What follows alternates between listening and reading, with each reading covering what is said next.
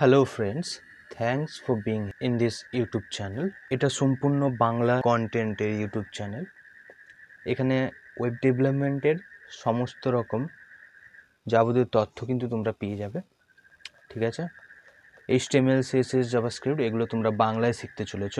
তো যারা স্কুলে পড়ো, ঠিক আছে, বেসিক জিনিসটা জানো বা বেসিকই না জানো, প্র্যাকটিক্যালি জিনিসটাকে শিখতে চাও, কীভাবে কম্পিউটারে রান করা হয়, ওই ব্রাউজিং কীভাবে করা হয়, ওই পেজটায় কীভাবে কন্টেন্ট লেখা হয় এবং সেটাকে কিভাবে ওয়েব ব্রাউজারে দেখানো হয়, এই সব কিছু কিন্তু তোমরা দেখতে পাবে, ঠিক আছে।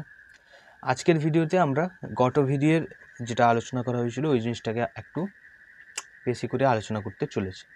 আচ্ছা, আমি গত ভিডিওতে বলেছিলাম যে আজ থেকে VS কোডেই লেখা শুরু করব, কিন্তু না, আজকে আমরা নোটপ্যাডেই লেখাটা রাখবো এবং দেখতে চলেছি কিভাবে নোটপ্যাড থেকেই একটু কন্টিনিউয়াসলি আমরা রান করতে পারি ওয়েব ব্রাউজারে, ঠিক আছে। মানে web browser Manas I use Google ক্রম। সো গুগল ক্রমে আমি কীভাবে রান করতে পারি, ওকে।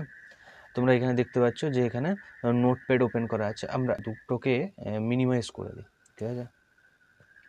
এখানে নোটপ্যাডটাকে হালকা করে মিনিমাইজ করে দিই,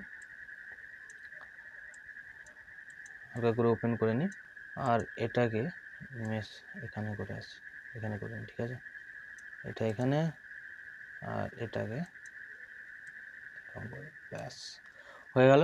তো এখানে আমরা নোটপ্যাডটাকে লিখব আর এখানে কিভাবে আমরা রান করব। গত ভিডিওতে আমরা দেখেছিলাম কিভাবে একটা ফাইল ক্রিয়েট করে নিতে পারি আর তার এক্সটেনশনের নেম দেবো অবশ্যই HTML অথবা HTM, ঠিক আছে। HTML অথবা HTMLই দেবে, ঠিক আছে। ডটের পর যে নামটা দিবে ওটাকে এক্সটেনশন বলা হয়। তো HTML ল্যাঙ্গুয়েজের এক্সটেনশন হয় HTML, ওকে। জাভা ল্যাঙ্গুয়েজের এক্সটেনশন হয় জাভা, CSS ল্যাঙ্গুয়েজের এক্সটেনশন হয় CSS, আচ্ছা, জাভাস্ক্রিপ্টের এক্সটেনশন হয় JS, ওকে। তো এইভাবে আমরা কিন্তু এক্সটেনশনগুলো দিই ল্যাঙ্গুয়েজের যখন ফাইলটাকে সেভ করি, বোঝা গেল। তো এই ফাইলের নাম তোমরা দেখতে পাচ্ছ course.html এবং এমনকি আমরা যখন জাভাস্ক্রিপ্টে ওয়েব ব্রাউজারে এই ফাইলটাকে রান করেছি, এখানে ফাইলের যে সোর্স কোডটা তোমরা দেখতে পাচ্ছ যে ডিতে সেভ করা, ডি ড্রাইভে সেভ করা আছে। ডি ড্রাইভের ডেস্কটপে মধ্যে course.html ফাইলটা এখানে কিন্তু আমরা ওপেন করেছি, বোঝা গেল। এই লিঙ্কটা টোটালি তোমরা এখানে দেখতে পাবে। ফাইলের মধ্যে ডি ড্রাইভে ডেস্কটপের course.html ফাইলটা এখানে কিন্তু রান করছে, যেটা আমরা এখানে সেভ করেছিলাম করার পর গত ভিডিওতে। তোমরা না দেখে থাকলে ওই ভিডিওটা দেখে আসো এবং আগামী যে ভিডিওগুলো আমরা ছাড়বো তোমরা দেখতে পারো, ঠিক আছে। পরবর্তীকালে কিন্তু ছোটো ছোটো ভিডিও হতে পারে। গোড়ার দিকে আমি একটু বেশি করে বেসিক জিনিসটাকে শেখানোর পর পরবর্তীকালে ট্যাগগুলোকে নিয়ে ছোটো ছোটো ভিডিও করবো এবং বড় করে একটা প্রজেক্ট তৈরি করবো HTML এর উপর, যেটা বেসিক টু অ্যাডভান্স প্রজেক্ট হতে পারে, ঠিক আছে। তো দেখতে থাকো জিনিসটাকে। তো এখন দেখতে পাচ্ছ যে এই হ্যালোটাকে আমরা এখানে রান করেছিলাম। আমি কিন্তু এই ফাইলটাকে ওপেন করে রেখেছি। আচ্ছা, আমি এখানে কয়েকটা জিনিস নতুন করে লিখে নিই। হ্যালো, তো হ্যাঁ, তোমরা এখানে দেখতে পাচ্ছ যে আমি কয়েকটা টেক্সট এখানে লিখে নিয়েছি। এই বডি ট্যাগের ভিতর টেক্সট কয়েকটা লিখছি, হ্যালো। তারপর লিখেছি হোয়াটস ইউর নেম, উত্তর হচ্ছে মাই নেম ইজ রামলাল। তারপর লিখেছি হোয়াটস ইউর ফাদার্স নেম, লিখেছি মাই ফাদার্স নেম ইজ জাম্বুলাল, ওকে। তো এইভাবে কয়েকটা টেক্সট লিখে রেখেছি। তো এটাকে আমরা দেখো এখানে এলাম ওই গুগল ক্রমের ব্রাউজারে, এটাকে এভাবে আমরা প্রেস করছি কিন্তু কিছুই হচ্ছে না। কারণ কি, তোমরা এখানে দেখো নোটপ্যাড, এখানে দেখো ওয়েব ব্রাউজার, ঠিক আছে, যেটা গুগল। আচ্ছা, এখানে এই এই যে ফাইলটা আমরা ক্রিয়েট করছিলাম এখানে ওপেন করা আছে। ফাইলের মধ্যে ডকুমেন্ট আমরা আগের ভিডিওতে লিখেছিলাম হ্যালো, যেটা এখানে ওপেন করা আছে। কিন্তু এই ভিডিওতে আমরা দেখতে পাচ্ছি যে আর দুটো লাইন আমরা লিখে রেখেছিলাম, কিন্তু সেটা এখানে এখনও দেখা যাচ্ছে না। কেন দেখা যাচ্ছে না? কারণ ফাইলটাকে আমরা এখনও সেভ করিনি। সেভ করার জন্য কিবোর্ড থেকে আমরা Ctrl+S প্রেস করতে পারি, মানে Ctrl+CTRL+S আমরা কিবোর্ড থেকে প্রেস করতে পারি, বা ফাইল অপশানে গিয়ে এখানে যে সেভ অপশান আছে আমরা ওটাকে প্রেস করতে পারি। দেখো Ctrl+S শর্টকাট দেখা যাচ্ছে, ওটাকেও প্রেস করতে পারি কিবোর্ড থেকে, বা এটাকে আমরা ক্লিক করতে পারি মাউস থেকে, ঠিক আছে। আমি কিবোর্ড থেকে Ctrl+S প্রেস করে দিলাম, এটা সেভ হয়ে গেল। কিন্তু তা সত্ত্বেও এই লেখাগুলো এখানে আমরা গুগল ব্রাউজারে দেখতে পাচ্ছি না। তাহলে এটাকে দেখতে গেলে আমাদের কী করতে হবে? কিছু না, এখানে আসো এবং এটাকে দেখো, আমি এই রিফ্রেশ বাটনটাকে যে গোল করে দেওয়া আছে, এই রিফ্রেশ বাটনটাকে আমি একবার প্রেস করে দিলাম। তার সাথে সঙ্গে সঙ্গে তোমরা দেখতে পেলে যে হ্যালো, তারপর লেখা আছে what's your name, my name is Ramlal. What's your father name, এখানে লেখা আছে মাই ফাদার নেম ইজ জম্বুলা, বোঝা গেল। তাহলে এই লেখাটা যেটা এখানে লিখেছিলাম সেটা এখানে চলে এসছে, এবং কিছু জিনিস এর মধ্যে তোমরা দেখতেই পাবে।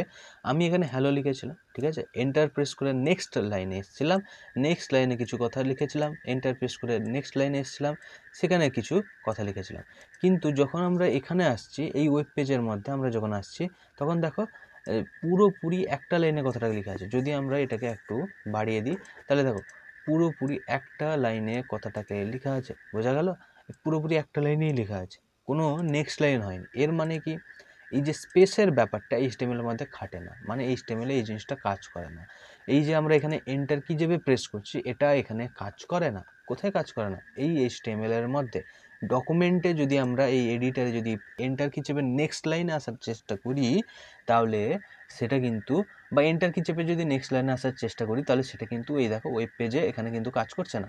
তাহলে এই জিনিসটাকে আমরা নেক্সট লাইন যেতে হলে আমরা কি করব, একটা কি আছে যার নাম হচ্ছে বিআর, যেটা আমরা ক্লোজিং ট্যাগকে আলোচনা করেছিলাম আগের ভিডিওতে। আমরা আলোচনা করেছিলাম opening tag, closing tag, container tag, MT tag সম্বন্ধে। তোমরা সেই ভিডিওটা গিয়ে দেখতে পারো, এই প্লে লিস্টেই পেয়ে যাবে।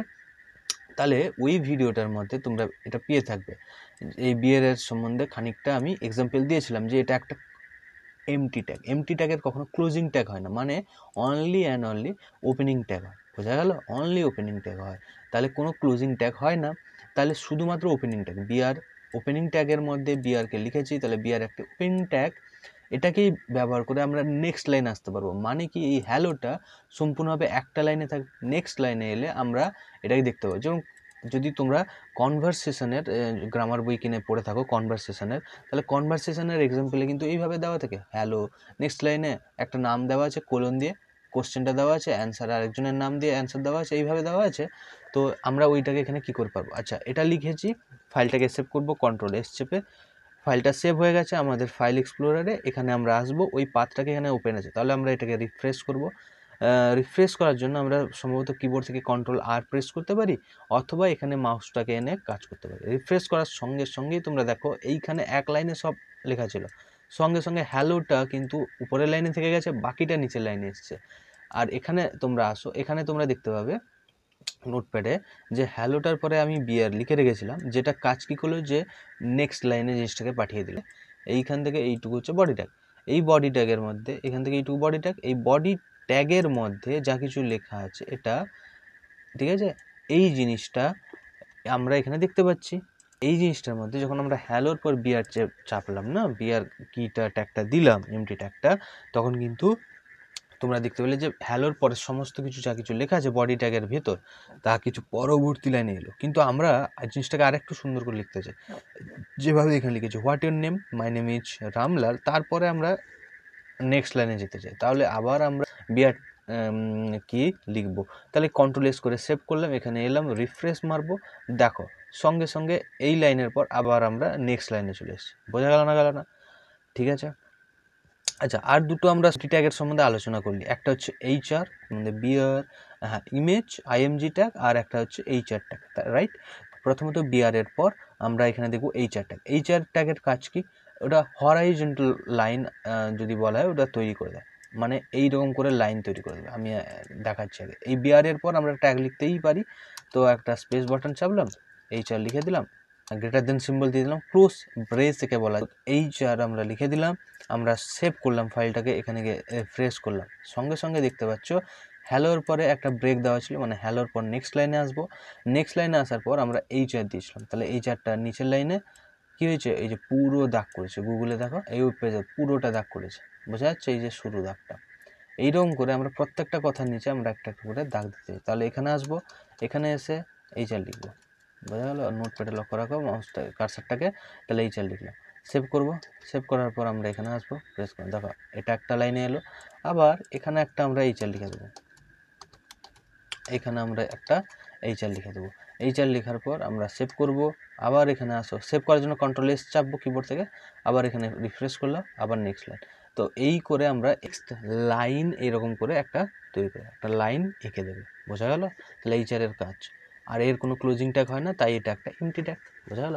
যেরকম এখানে কয়েকটা কন্টেনার ট্যাগ আর এমটি ট্যাগ আমরা দেখতে পাচ্ছি। কন্টেনার ট্যাগ কোনগুলো? এইচটিএমএল, এর এখানে ওপেনিং, এখানে ক্লোজিং, হেড, হেডের এখানে ওপেনিং, এখানে ক্লোজিং, বডি, বডির এখানে ওপেনিং, এখানে ক্লোজিং, বোঝা গেল? কিন্তু আর কয়েকটা ট্যাগ, দুটো ট্যাগ আমরা দেখলাম, একটা হচ্ছে বিআর ট্যাগ, একটা হচ্ছে এইচআর ট্যাগ। এদের ওপেনিং আছে, ক্লোজিং নেই। তাহলে এরা শুধুমাত্রই ওপেনিং ব্রেসের দ্বারা তৈরি, তাহলে একে বলা হবে এমটি। এইচআর ট্যাগের কাজ কি? এরকম করে লাইন তৈরি করা। আর বিআর ট্যাগের কাজ কি? যে পরবর্তী লাইনে যাতে টেক্সটগুলো চলে যাবে। বোঝা গেল? আমরা যা লিখতে পারি পরবর্তী লাইনে চলে যাবে। আমরা সিম্পল টেক্সট লিখে দেখলাম, শুধুমাত্র কয়েকটা 3টে লাইন দেখেছি। এরকম করে তুমি 10টা লাইন লিখেও দেখতে পারো তোমার মতো করে। ইংরেজি শব্দগুলো লিখতে পারো, বাংলা শব্দ লিখতে পারো, দিয়ে তোমরা দেখতে পারো যে কীভাবে কী হতে পারে। ঠিক আছে? নোটপ্যাড থেকে কীভাবে রান করা যায় আমি এটা দেখানোর জন্য কিন্তু এটা অ্যাকচুয়ালি করছিলাম। বোঝা গেল?